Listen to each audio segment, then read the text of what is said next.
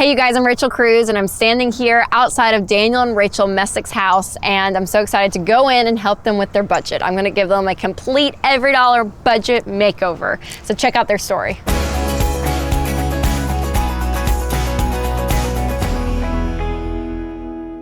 My name is Rachel Messicks and I'm a store manager at Starbucks. I'm Daniel Messicks and I have 3 jobs and 1 entrepreneurship that's growing. So one of my goals I would like for us to get to with our finances is be able to take the time off and just kind of go to places we want to go. Like we both want to travel, but it's hard while we're trying to pay off debt. So we just got back from Charleston and I was super happy and I was like, man, we just took this great vacation that we could afford. And then we got back, Daniel was like, hey, we need to talk. You know, I wasn't really paying a whole lot of attention to what we was doing, and so I just knew the bills were being paid, so I didn't look at the other parts of it. And then quite a few months went by, then I realized we went backwards, but we had already planned a trip, and so I didn't want to cancel the trip on them. And then he was like, actually that trip was charged on the credit card. We have credit card debt.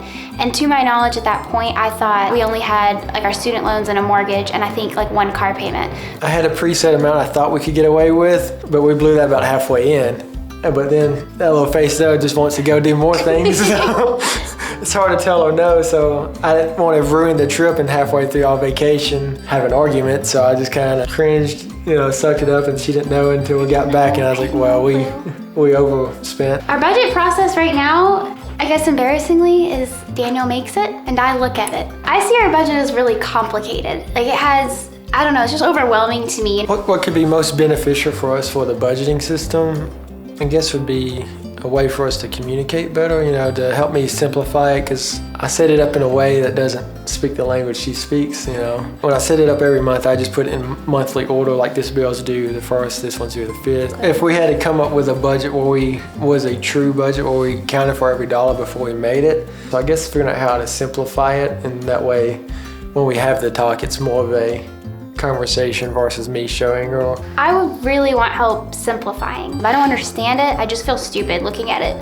So I guess I would say I just want it to somehow be clear. All right, let's go meet the Messicks.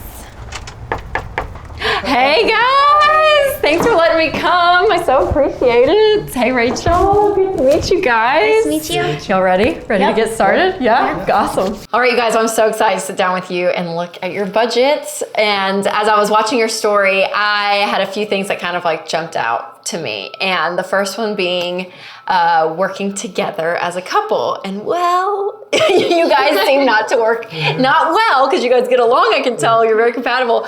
But when it comes to your money, you guys are kind of on separate pages. And I want you to know, first and foremost, like that's so normal. So do you enjoy you don't, oh no. Knowing that, and that's good just to say out loud that, hey, we're both free spirits. And that's not a bad thing. And actually I am too. Like doing a budget for me, it was never fun. I didn't enjoy it. My husband's more the one that's like, ooh, I love to do a budget. So I kind of leaned on him a little bit more probably than I should. And so us now working together and talking about it has helped so much. When you communicate and you talk clearly about it, so many money fights and like all the mystery behind money is really eliminated and you guys are on the same page. And then number 2, I saw what you guys had as a budget. And again, so normal.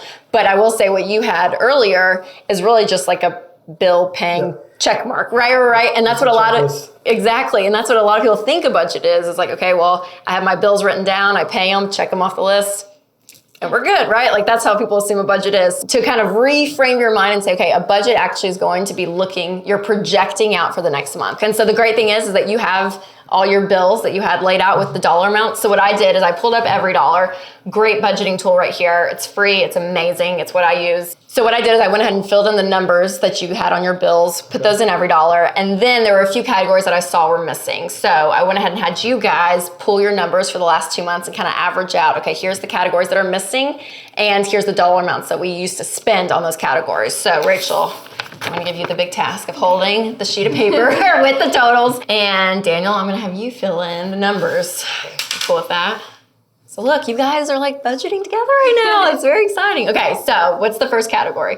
Restaurants. $375. Okay, perfect. So let's say here, this was an average of what you guys did the last 2 months. So this is when you didn't have a plan and you were just spending. Yeah. So tell me, Does that number feel good? Do you feel like you need less than that? What do you kind of want to plan for next month? That's probably about right because we didn't do as much as home cooking the last 2 months, so we took out of what we had planned for groceries. We originally used to budget around $600, but then we quit looking at it, so we took it off the checklist.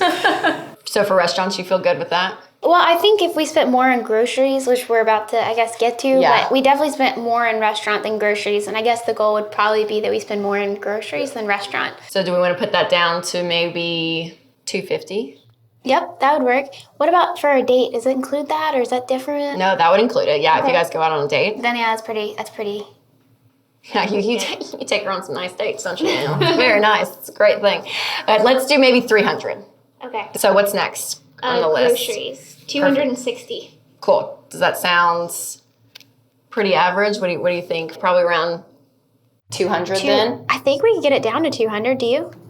Yeah, totally. Perfect. And at the end of the budget, if there's some money left over, we can go back and fill in a little bit of these if we want to. So again, we can totally go back and do this. Okay, that's perfect. So food, check. And it's really the biggest place that people overspend. So give yourself some grace. Yeah, we all know. And the next category is? Gas. 489. I know, doesn't it hurt? Yeah. Okay, right there, that's good. So 489, do you feel like, so that's pretty average, and gas is gonna be pretty consistent for the most part. So we could round that up for easy math, or round it down, so like 490, 500, whatever you guys. I think rounding it up might a little bit be a good idea because we're thinking about going, I don't know, visit your parents a lot more. Like that's in Shelbyville, like that's pretty far. Yeah, I don't know. That's great, let's do that then add a little bit to that. All right, so one of the best parts of budgeting in your guys' situation is what you're gonna see is your income is right here, almost $5,000, but you have not budgeted it all yet, which means you guys have about $1,500 left to budget. Spare cash. My first thought was vacation fund. That could be one thing for sure. Not where it's going. But the last thing I saw in your story that I do want to address here is the debt portion, okay? So at the very bottom of the EveryDollar budget, we see we have 6 debts here lined up. And the most effective way to get out of debt that we have learned is that you want to pay off your debt smallest amount to largest amount versus highest interest rate to lowest interest rate. So the great thing about after you go through your debt snowball and pay off debt is you get to do the things you actually value. And you guys, I know, love to travel and take vacation. And I love that. I feel like we're like the same person because we not only have the same name, but we both love to travel. But what's great about this, when you look at, okay, once we've done our debt snowball and we have no payments, could you imagine you have over $1,500 extra here in your budget, and then add on to the $700 that you are paying on debt now, and add that together, you could have close to $2,200 a month that you could put towards some great vacations. And so that's one of the parts about being debt-free is you own your income and you get to decide what to do. So as we look at your debt snowball, EveryDollar and myself, we wanna kind of help you guys get started on the snowball, let it go a little faster. So we're gonna give you $250 to put towards your first debt to let you guys kind of get a boost of paying it off quicker. Thank you. Yeah, absolutely. Okay, you guys, you kind of just completed your first budget. It's less overwhelming than an Excel spreadsheet to me. Less overwhelming than an Excel. It's much prettier, isn't Yeah, it? it is. You have like this great chart here, which is so fun. I think for me, the 2 things that have held me back from really following the budget, like I'm not afraid of not spending money, but I think when I felt like it was for nothing, like I didn't know if that money was really going towards debt or like what was happening to it, I just didn't feel motivated, I guess, and when I didn't understand it. But I feel like now it's very, almost like a side of accountability, because I know it will come out of a certain line. And so it'll be very apparent if I'm like overspending on a certain line. So it kind of feels more constricting, but it also kind of feels more refreshing. Well, thank you guys so much for letting me come in your home and look at your bank accounts and everything and do a budget with you guys. Really appreciate it. And for all of you out there, I hope that their story really inspired you to budget. Because remember that a budget doesn't limit your freedom, it gives you freedom. And EveryDollar is the best budgeting tool to use with that. Hey you guys, if you want more info on how to budget with EveryDollar, make sure to click the link above. And if you want more tips on how to handle your money, make sure you subscribe to my YouTube channel.